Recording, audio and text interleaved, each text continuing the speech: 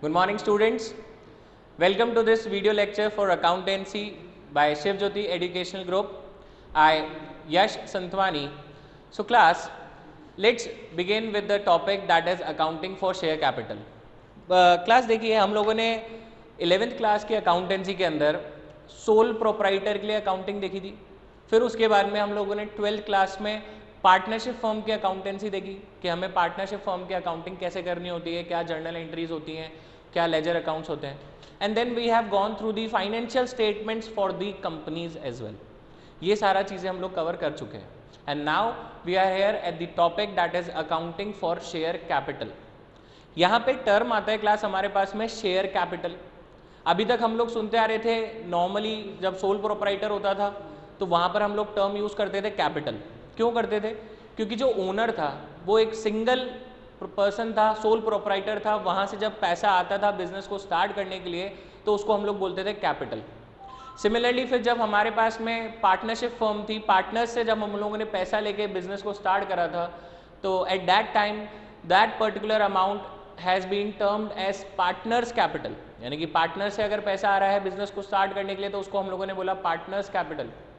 और कंपनी के अंदर क्या होता है क्लास कि हमें पैसों का अरेंजमेंट करने के लिए शेयर्स इशू करने पड़ते हैं मार्केट के अंदर, और उन शेयर्स को इशू करने से हमारे पास में कैपिटल रिसीव होती है और उसी चीज़ को हम लोग बोलते हैं फिर शेयर कैपिटल. अब यहाँ पे जो बात आई है शेयर्स, ये शेयर्स क्या चीज़ है एक बार इसको देख लेते हैं हम लोग.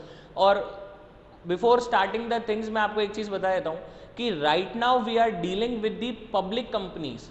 हमारे पास में कंपनीज काफ़ी अलग अलग तरीके की होती है. Government companies are there, private companies are there, public companies are there. Okay, so in whole of this chapter we are dealing with the accounting for public companies, यानी कि ऐसी कंपनीज जिनके अंदर जितनी भी फंडिंग हो रही है वो पब्लिक के थ्रू हो रही है, पब्लिक उसके अंदर इन्वेस्टमेंट करती है. अब हम बात कर रहे हैं शेयर्स के ऊपर कि सबसे पहली जो टर्म आता है हमारे पास में वो होता है शेयर्स. तो आप देखिए, फॉर एन एग्जाम्पल मैं बोलता हूं कि एक कंपनी है एक्स लिमिटेड. उस एक्स लिमिटेड को 1 करोड़ रुपीस की रिक्वायरमेंट है. 1 करोड़ रुपीस की रिक्वायरमेंट है और ये 1 करोड़ रुपीस हम लोग पब्लिक से लेने वाले हैं. अब आप एक चीज़ देखिए क्लास, अगर आप पब्लिक के पास जाते हैं और आप कहेंगे कि हम लोगों को 1 करोड़ की रिक्वायरमेंट है, आप उसमें हमारी कंपनी के अंदर इन्वेस्टमेंट कीजिए, तो किस तरीके से पब्लिक इन्वेस्ट कर पाएगी? कोई आपके पास में डिनोमिनेशन नहीं है यहाँ पे, कोई आपके पब्लिक के अंदर काफ़ी सारे मेंबर्स हैं, आप किन से कितने रुपए लेंगे इस चीज़ के लिए हमें कोई ना कोई बेस बनाना पड़ता है. Then what we have done is we just have divided this whole 1 crore capital into small small parts. ये जो हमारी कैपिटल का अमाउंट था इसको हम लोगों ने छोटे छोटे पार्ट्स में डिवाइड कर दिया. फॉर एन एग्जाम्पल मैं बोलता हूँ कि मेरे कंपनी के अंदर एक सिंगल पार्ट ऑफ कैपिटल जो है, सिंगल पार्ट ऑफ कैपिटल जो है वो आ रहा है 1000 रुपीज़ का. Is it clear? तो ये जो छोटे छोटे पार्ट्स हम लोगों ने बनाए हैं कैपिटल के, इसी चीज़ को हम लोग बोलते हैं क्लास शेयर्स. क्या कर रहे हैं? बेसिकली हम लोग कैपिटल को पब्लिक के अंदर शेयर्स के थ्रू कलेक्ट कर रहे हैं. कैपिटल को पब्लिक में शेयर करवा दिया और उसके नाम से फंड कलेक्ट कर लिया, और पर शेयर की वैल्यू यानी कि उन छोटे छोटे पार्ट्स की वैल्यू क्या डिसाइड कर लिया हम लोगों ने? 1000 rupees. It is an example. It can be any amount. It can be of ₹10, it can be of ₹100, it can be of ₹10,000, it can be any amount. So right now we have decided that we want to collect 1000 from public, 1 crore amount of capital from public, और उस 1 करोड़ को collect करने के लिए हमने क्या करा? छोटे छोटे उसके पार्ट्स बना दिए और उन पार्ट्स को हम लोगों ने कितने रुपए का करा? 1000 रुपीज़ पर पार्ट, या आप उसको कहेंगे 1000 रुपीज़ पर शेयर. अब पब्लिक के पास में जितना जितना फंड होगा उस हिसाब से पब्लिक उसमें इन्वेस्ट करेगी. फॉर एन एग्जाम्पल मैं बोलता हूँ कि मुझे आपकी कंपनी के अंदर 1 लाख रुपीज़ इन्वेस्ट करने हैं. I want to invest 1 lakh rupees.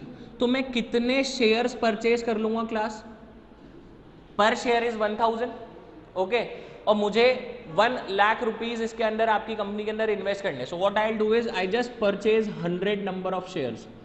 100 shares ले लूँगा, 100 शेयर्स फॉर 1000, यानी कि मैं 1 लाख रुपीज़ को इस तरीके से इन्वेस्ट कर लूँगा. तो इसी तरह से अलग अलग हमारे पास में शेयर होल्डर्स होंगे, अलग अलग पर्सन होंगे जो अपनी इन्वेस्टमेंट क्राइटेरिया के हिसाब से इन्वेस्ट करेंगे और शेयर्स को परचेज कर लेंगे। पर शेयर प्राइस क्या डिसाइड कर लिया हम लोगों ने, 1000 कर ली। ऑलराइट, तो शेयर्स के थ्रू यानी कि शेयर्स को मार्केट में सेल आउट करने के थ्रू जो भी फंडिंग हम लोग कलेक्ट कर रहे हैं, उस फंडिंग को या उस कैपिटल को बोला जाता है क्लास शेयर कैपिटल। ऑलराइट, अब यहां पे जब हम लोगों ने बात स्टार्ट करी है शेयर्स के बारे में, तो मैं आपको एक चीज बताता हूं कि कंपनी में 2 तरीके के शेयर्स इशू किए जाते हैं। ब्रॉडली अगर हम बात करें तो हमारे पास में जो वैरायटी आती है शेयर्स की, वो आती है हमारे पास में 2 तरीके के। पहला होता है क्लास हमारे पास में equity shares. The very first we are having with us is your equity shares and the second we are having is preference shares. ये नाम होते हैं क्लास शेयर्स के, अलग अलग कैटेगरी है। एक कैटेगरी आती है इक्विटी शेयर्स और एक कैटेगरी आती है हमारे पास में प्रेफरेंस शेयर्स। है तो ये कैपिटल का ही पार्ट, जो यहाँ से पैसा आएगा इनको मार्केट में सेल आउट करके जो भी पैसा आएगा that will be the part of the capital only, लेकिन नाम अलग अलग कर दिए, इक्विटी शेयर्स और प्रेफरेंस शेयर्स। फिर इनके अंदर और भी वैरायटी होती है, बोनस शेयर्स होते हैं, राइट शेयर्स होते हैं, प्रेफरेंस शेयर्स के अंदर redeemable preference shares, irredeemable preference shares, convertible preference shares, there are lots of varieties in this. पर अगर ब्रॉडली बात करें तो 2 तरीके के हैं, इक्विटी और प्रेफरेंस। हमारे पास में बुक्स के अंदर काफ़ी अच्छे तरिके से थ्योरी अवेलेबल है, डीके गोयल और एनसीईआरटी दोनों में। आई रिक्वेस्ट यू कि आप जब इस वीडियो को देखेंगे तो साथ में बुक्स अपने पास रखेंगे और उस थ्योरेटिकल पार्ट को गो थ्रू करेंगे। ऑलराइट, अब डिफरेंस क्या आता है इक्विटी शेयर्स और प्रेफरेंस शेयर्स के बीच में, एक बार ये देखते हैं पहले हम लोग।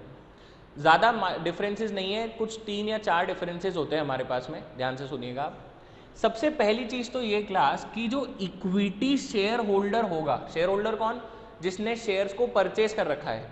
ठीक है, टर्म्स आपके लिए नए हैं तो आप ध्यान दीजिएगा, मैं आपको सारी टर्म्स भी समझाते जा रहा हूँ। Who will be the share holder, जिसने हमारी कंपनी के अंदर शेयर्स को परचेज कर रखा है वो शेयर होल्डर कहलाएगा। तो जो इक्विटी शेयर होल्डर होंगे they will be the real owners of the company. Owners कौन किनको माना जाएगा यहाँ पे, जिनके पास में इक्विटी शेयर होल्डर होगा, real owners of the company. Alright, अब डिफरेंस कहाँ पर आता है प्रेफरेंस और इक्विटी के बीच में, ये देखेंगे हम लोग। आप देखिए यहाँ पे नाम आ रहा है प्रेफरेंस, यानी कि कोई एक ऐसी कंडीशन होती है जिस जगह पर इक्विटी शेयर होल्डर्स की प्लेस पर प्रेफरेंस शेयर होल्डर्स को प्रेफरेंस दी जाती है। वो कंडीशन, वो प्लेस क्या होती है, वो ट्रांजैक्शन क्या होता है, वो देखेंगे हम लोग। सबसे पहला होता है हमारे पास में payment of dividend, payment of dividend. अब यहां से एक टर्म आता है क्लास हमारे पास में डिविडेंड। वैसे तो हम लोगों ने इस टर्म को अच्छे से क्लियर आउट करा है, दूसरी चीज़ें भी हम लोगों ने देख ली हैं। कैश फ्लो स्टेटमेंट के अंदर हम लोगों ने इसको देखा है, रेशियो एनालिसिस के अंदर हम लोगों ने इसको देखा है। अभी हम लोग देख रहे हैं यहाँ पे डिविडेंड, कि डिविडेंड किसको बोलते हैं अपन। सुनिएगा ध्यान से, जब हम लोग सोल प्रोप्राइटरशिप पढ़ रहे थे, ध्यान से सुनना, जब हम लोग सोल प्रोप्राइटरशिप की अकाउंटिंग पढ़ रहे थे, वहां पर जो हमारा ओनर था, जो सोल प्रोप्राइटर था, तो जितना भी प्रॉफिट बिजनेस अर्न करता था वो सारा की सारा प्रॉफिट किसको ट्रांसफर हो जाता था, उस सिंगल ओनर को, यानी कि उसकी कैपिटल के अंदर वो प्रॉफिट ऐड हो जाता था। इज इट क्लियर, क्योंकि राइट भी उन्हीं का था। जब हम लोग पार्टनरशिप पढ़ रहे थे, जब हम लोग पार्टनरशिप अकाउंटिंग देख रहे थे, तो जितना भी प्रॉफिट अर्न होता था वो प्रॉफिट कहाँ चल जाता था क्लास, पार्टनर्स कैपिटल के अंदर। हम लोग पार्टनर्स के बीच में डिस्ट्रीब्यूट कर देते थे, ओके, क्योंकि वो ओनर्स थे तो ओनर का राइट होता था उसके ऊपर। कंपनी के अंदर क्या है क्लास, यहाँ पे एक सेपरेट लीगल एंटिटी है। सेपरेट लीगल एंटिटी का मतलब यहाँ पे टोटली ओनर अलग है और कंपनी अलग है, अपने आप में एक ही सेपरेट लीगल एंटिटी है, एक अलग से सेपरेट आर्टिफिशियल पर्सन है। ऑलराइट, तो यहाँ पे क्या होता है कि जितना भी प्रॉफिट कंपनी अर्न करती है, उस प्रॉफिट में से जो शेयर्स या उस प्रॉफिट में जो हिस्सा हमें हमारे शेयर होल्डर्स को, जो रियल ओनर है हमारे, उनको जो देना होता है, वो किस नाम से जाता है हमारे पास में, डिविडेंड के नाम से। यानी कि the profit earned by the company will be shared among the share holders by the name of dividend. तो जब भी डिविडेंड डिस्ट्रीब्यूट करने की बात आती है क्लास, उस टाइम पर सबसे पहला प्रेफरेंस किसको दिया जाता है, इन दोनों के कंपैरिजन में बात कर रहे हैं हम लोग, इक्विटी और प्रेफरेंस शेयर होल्डर्स के कंपैरिजन में बात कर रहे हैं। वहां पे प्रेफरेंस किसको दिया जाता है, प्रेफरेंस शेयर होल्डर्स को। इट मीन्स कि डिविडेंड डिस्ट्रीब्यूट करते समय इक्विटी शेयर होल्डर से पहले किसको डिविडेंड मिलेगा, प्रेफरेंस शेयर होल्डर्स को मिलेगा। ओके, तो पेमेंट ऑफ डिविडेंड हो गया। उसके बाद आता है क्लास हमारे पास में rate of dividend. Rate of dividend, rate of dividend का मतलब होता है कि आप कितना परसेंट डिविडेंड अलाउड करते हो अपने शेयर होल्डर्स को। तो प्रेफरेंस शेयर्स की अगर बात करें तो यहां पे फिक्स्ड रेट ऑफ डिविडेंड दिया जाता है। फिक्स रेट ऑफ डिविडेंड का मतलब होता है क्लास इनकी परसेंटेज फिक्स रहती है। जब भी आप प्रेफरेंस शेयर्स को देखेंगे तो उनके आगे कोई ना कोई परसेंटेज लगी रहती है। इट कैन बी 10% और इट कैन बी और 12%, it can B 15%, what ever it is, ये इनके नाम के आगे लिखा रहता है। इट मीन्स कि इन्हें इस परसेंटेज से डिविडेंड दिया जाएगा, फिक्स्ड परसेंटेज या फिक्स रेट ऑफ डिविडेंड दिया जाता है। लेकिन वहीं इक्विटी शेयर होल्डर्स को फिक्स रेट ऑफ डिविडेंड नहीं दिया जाता। इक्विटी शेयर होल्डर्स पे एक रूल अप्लाई होता है जिसको हम लोग बोलते हैं पेरी पासो। पेरी पासो का मतलब होता है कि इनके पास में जब प्रॉफिट आता है तो वो इक्वली डिवाइड हो जाता है। जितना जितना आपने इन्वेस्टमेंट करा है उसके अकॉर्डिंगली आपको डिविडेंड मिल जाएगा। तो इसका मतलब ये हुआ क्लास कि रिस्क कौन बेयर कर रहा है सबसे ज़्यादा? Equity share holder. क्यों? क्योंकि सबसे लास्ट में जाकर इनको पेमेंट हो रहा है। तो अगर रिस्क ये ज़्यादा बेयर कर रहे हैं तो प्रॉफिट भी किसको ज़्यादा मिलेगा? इक्विटी शेयर होल्डर्स को मिलेगा। फॉर एन एग्जाम्पल मैं बोलता हूँ कि हमारी फर्म के अंदर 10 लाख रुपीज़ का प्रॉफिट हुआ। 10 लाख रुपीज़ का प्रॉफिट होता है हमारी फर्म में और प्रेफरेंस शेयर होल्डर्स 10% डिविडेंड ले रहे हैं। तो यानी कि 10 लाख का 10% अगर हम लोग निकालें तो it gives you 1 lakh rupees. 1 lakh rupees का डिविडेंड तो किसको दोगे आप? प्रेफरेंस शेयर होल्डर्स को दे दोगे। यानी कि बचा हुआ जो 9 लाख है वो पूरा के पूरा किसको चल जाएगा? इक्विटी शेयर होल्डर्स को चल जाएगा क्लास। इनके पास कोई फिक्स रेट नहीं है, जितना है अवेलेबल वो आप इक्विटी शेयर होल्डर्स में डिस्ट्रीब्यूट कर दोगे और या फिर आप उसको एज अ रिटेन्ड अर्निंग्स अपने पास में रख लोगे। We will be dealing with that particular term also, but अभी के लिए ये मान के चलेंगे कि प्रेफरेंस शेयर होल्डर्स को fixed rate of dividend available कराया जाता है, वहीं इक्विटी शेयर होल्डर्स को इक्वली यानी कि जितना उनका कॉन्ट्रीब्यूशन है वो उस रेट से प्रॉफिट उनको अवेलेबल या डिविडेंड उनको अवेलेबल करा देते हैं। ऑलराइट, तो ये दो डिफरेंसेस हम लोगों ने देखे। एक तो पेमेंट ऑफ डिविडेंड, इनको प्रेफरेंस मिलता है, रेट ऑफ डिविडेंड इन्हें फिक्स रेट से मिलता है। दूसरा अगर हम लोग थर्ड अगर डिफरेंस देखते हैं क्लास तो वो आता है हमारे पास में वोटिंग राइट्स। वोटिंग राइट्स, अब ये वोटिंग राइट्स क्या होता है ये समझेंगे क्लास हम लोग। देखिए, सोल प्रोप्राइटर के अंदर there was single owner, so all of the decisions taken that is required to be taken in the firm is taken by that particular person only. Then we have talked about partnership. There the owners of the firm was the partners, so all the necessary decisions were taken by the partners themselves. Okay, but in this case owner कौन है हमारे पास में? Share holders. और share holders बहुत ज़्यादा quantity के अंदर अवेलेबल होते हैं हमारे पास में। ठीक है, सपोज मान के चलिए हमारे पास में 5000 शेयर होल्डर्स हैं। अब अगर कंपनी को कोई डिसीजन लेना है तो आप 5000 लोगों से पूछने जाओगे तो उनका वो डिसीजन किस तरीके से लिया जाएगा? उनसे हमें वोट करवाना पड़ता है। एनुअल जनरल मीटिंग ऑर्गेनाइज होती है कंपनीज की हर साल। उस एनुअल जनरल मीटिंग के अंदर शेयर होल्डर्स को इनवाइट करा जाता है और फिर वहाँ पे जो भी हमें मेजर डिसीजंस लेने होते हैं उन डिसीजंस के ऊपर इक्विटी शेयर होल्डर्स से वोटिंग करवाई जाती है कि आपका क्या सजेशन है, आप हमें वोट दे दीजिए। तो वो जो वोटिंग राइट है वो वोटिंग राइट पूरी तरीके से इक्विटी शेयर होल्डर्स के पास में होते हैं because they are the real owners of the company. Preference share holders के पास में वोटिंग राइट्स की अवेलेबिलिटी वैसे तो नहीं होती लेकिन कंडीशनल है, यानी कि इनके पास में वोटिंग राइट्स हैं लेकिन वो प्रेफरेंशियल वोटिंग राइट्स हैं। किस नाम से हैं? Preferential voting rights.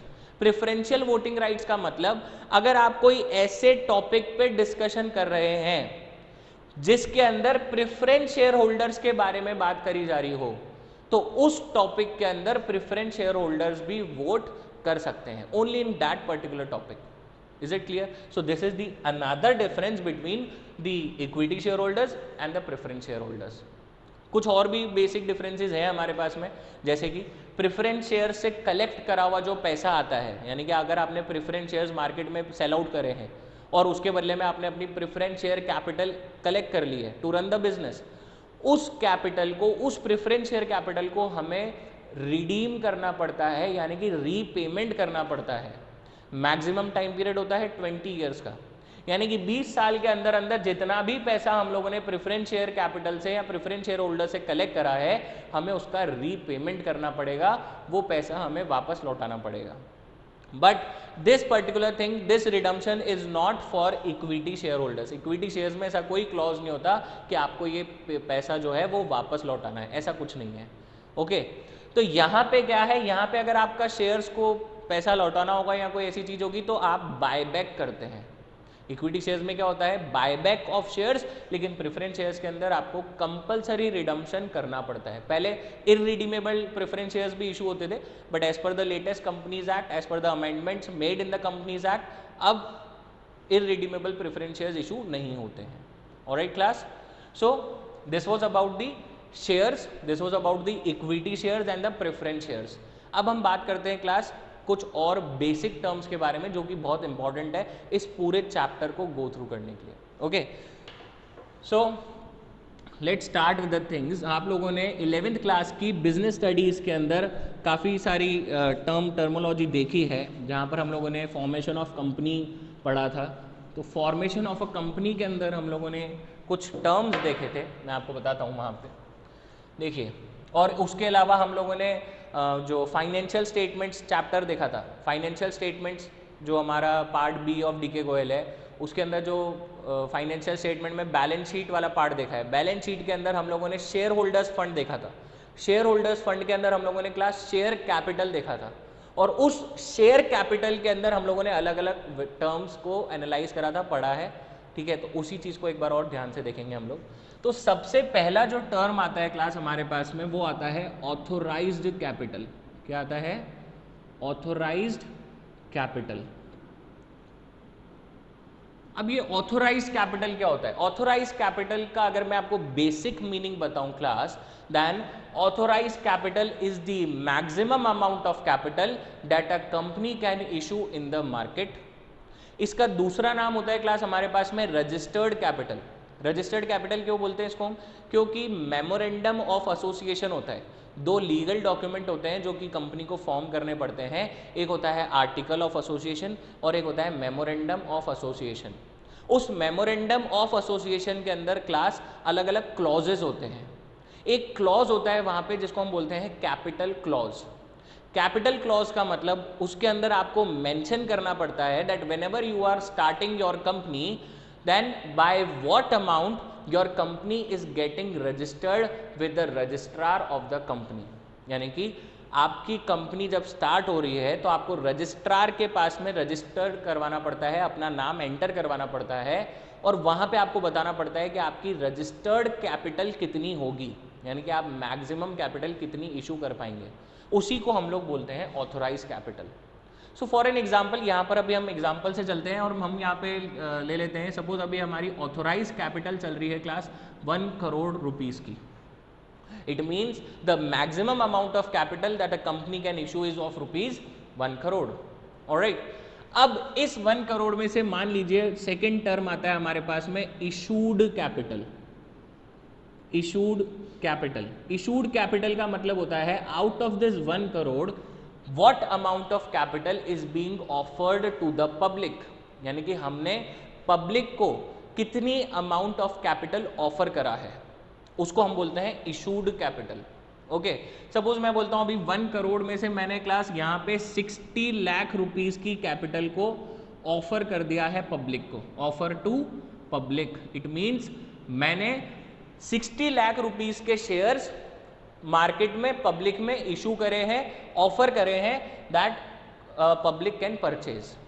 लेकिन ये तो ऑफर हुआ है, पब्लिक ने कितना परचेज करा उसको क्या बोलेंगे वो देखिएगा ध्यान से। तो उसके बाद थर्ड आता है क्लास हमारे पास में सब्सक्राइब्ड कैपिटल। क्या आता है? Subscribed capital. Subscribed capital, subscribed का मतलब होता है कि इस 60 लाख में से हमारी जो पब्लिक है उसने कितने शेयर्स परचेज करे हैं या कितने शेयर्स के ऊपर सब्सक्रिप्शन लिया है। सब्सक्रिप्शन लेने का मतलब होता है परचेज करना। सपोज हम मानते हैं अभी अंडर सब्सक्रिप्शन हुआ था। अंडर सब्सक्रिप्शन का मतलब इससे कम नंबर ऑफ शेयर्स के लिए अप्लाई करा गया। तो यहाँ पे क्लास एक चीज़ का ध्यान रखेंगे कि मिनिमम 90% सब्सक्रिप्शन हमको चाहिए होता है।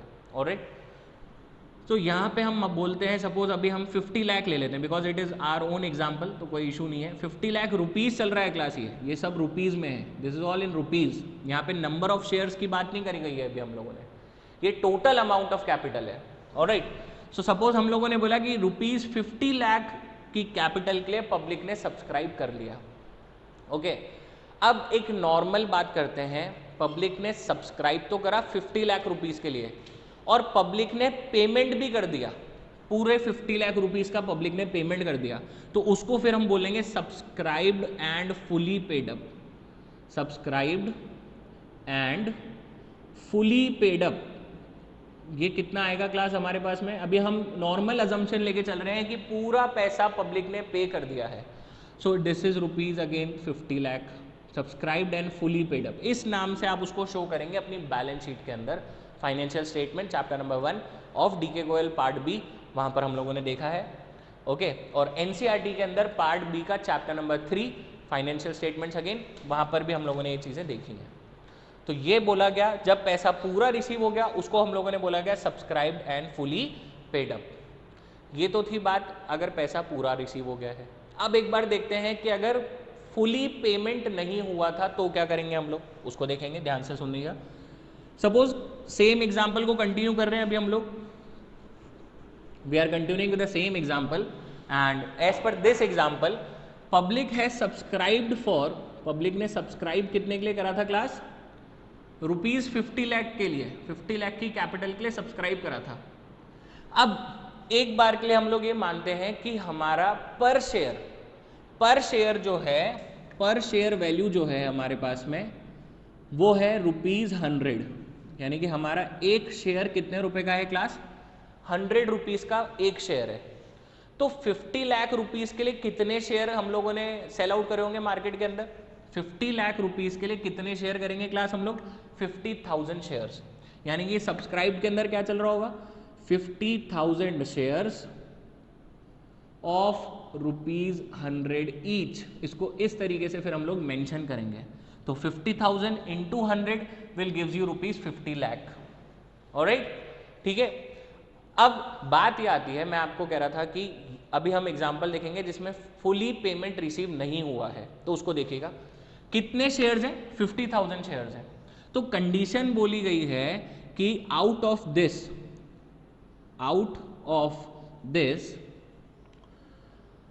Full amount is received on 49,000 shares only, and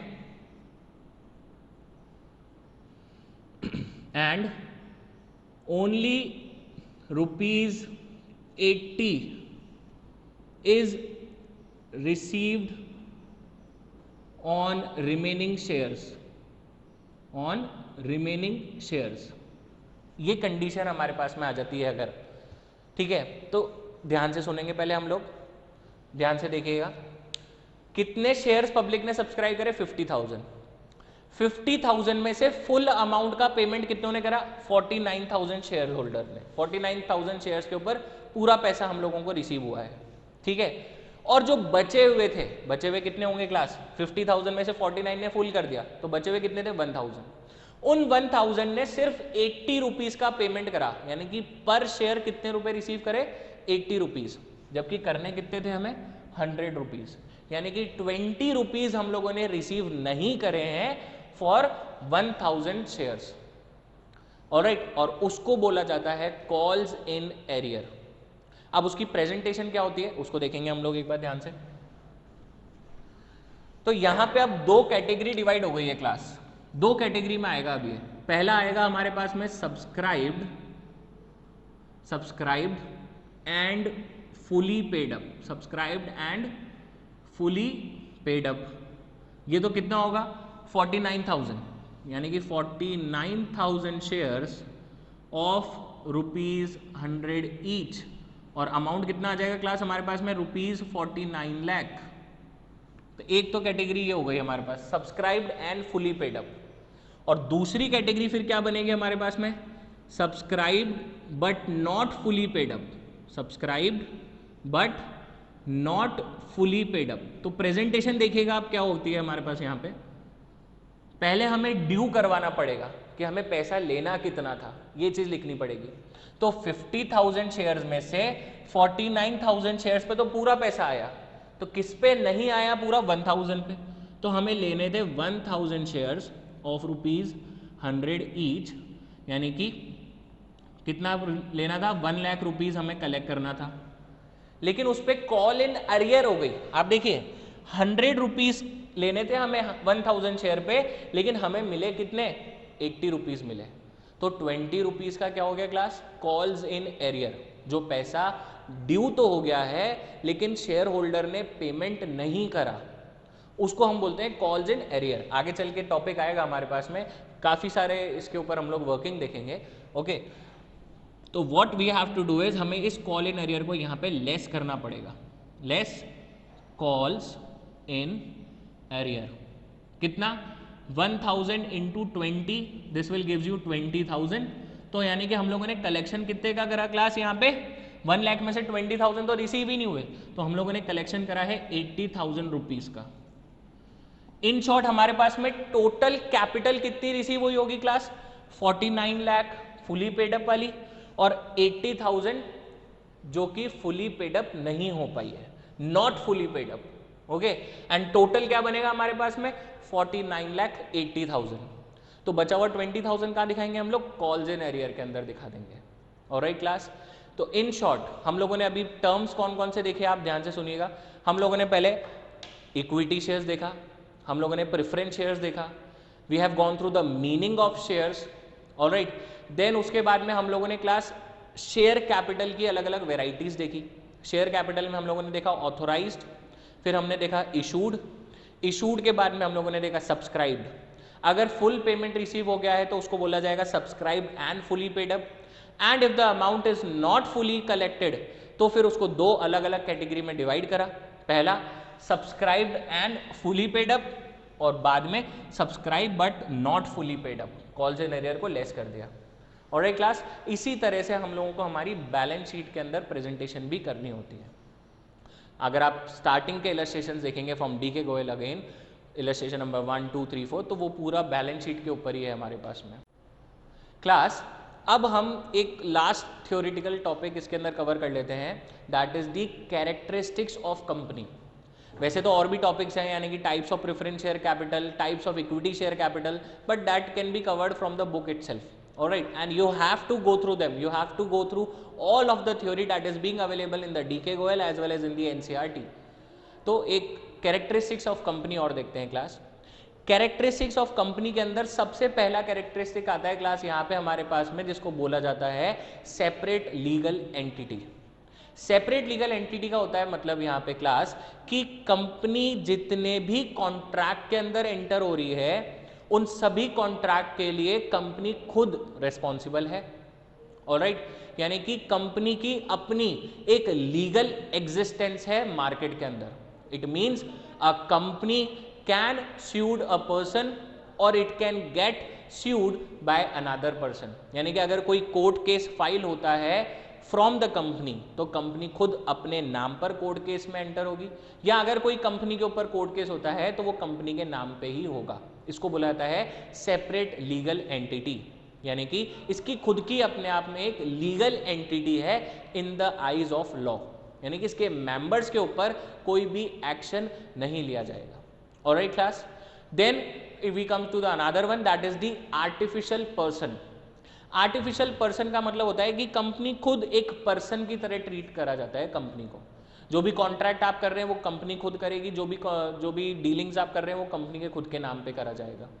अब बात आती है कि अगर it is an artificial person then it means that in each of every contract there must be a signature of the company. Signature होना चाहिए, फिर person है तो उस सिग्नेचर के लिए क्लास हमारे पास में एक और कैरेक्टरिस्टिक डेवलप हो जाता है, दैट इज कॉमन सील। यानी कि कंपनी की अपनी एक सील होती है। भाई it is an artificial person, actual person नहीं है। ओके, तो कंपनी की खुद की अपनी एक सील होती है जो कि उस कॉन्ट्रैक्ट के ऊपर लगा दी जाती है और उस कॉन्ट्रैक्ट को वैलिड मान लिया जाता है। उसके बाद में एक और कैरेक्टरिस्टिक आता है हमारे पास में जिसको बोला जाता है परपेचुअल सक्सेशन। ये जो कैरेक्टरिस्टिक है वो सोल प्रोप्राइटर में और पार्टनरशिप में अवेलेबल नहीं होता। परपेचुअल सक्सेशन, परपेचुअल सक्सेशन का मतलब होता है क्लास कि कंपनी की लाइफ उसके मेंबर्स की लाइफ पे डिपेंड नहीं होती। रूल होता है यहाँ पे दैट मेंबर में कम एंड मेंबर में go but the company will remain for ever. Alright, it means कि मेंबर के आने या जाने से कंपनी की लाइफ पे कोई भी फर्क नहीं पड़ता, company will go on for ever. So these are some important characteristics. In the next link we will be discussing with the accounting and the journal entries. Thank you.